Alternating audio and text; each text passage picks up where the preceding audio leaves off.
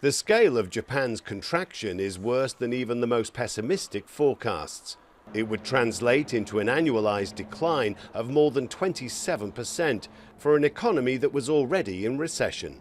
It took a big hit in the last quarter of 2019, and then the coronavirus effect began to come in 2020, so the Japanese economy is in a world of hurt. Exports like cars have fallen by more than a quarter on a year ago, while inbound tourists have virtually disappeared. It's a personal setback for Japan's Prime Minister Shinzo Abe, who has made the economy one of his priorities, and who'll be hoping the only way for the economy to go now is up. We will continue to make the utmost effort to put the economy on the growth path after it bottomed out in April and May. Abe has been widely criticized for his handling of the pandemic. And Abe failed to provide any leadership.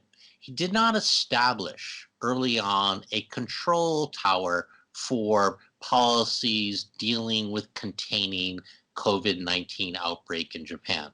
Critics say he delayed an effective response to save the Tokyo Summer Olympics, which had to be postponed anyway at huge economic cost.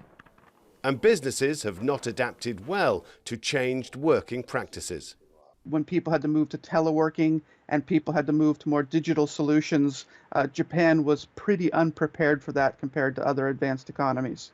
Japan's experience is in stark contrast to neighboring South Korea, which, of all the developed nations, is predicted to come out best from the pandemic with an economic contraction of less than 1% this year. Seoul has been widely applauded for an effective early response to the outbreak without shutting down major parts of the economy.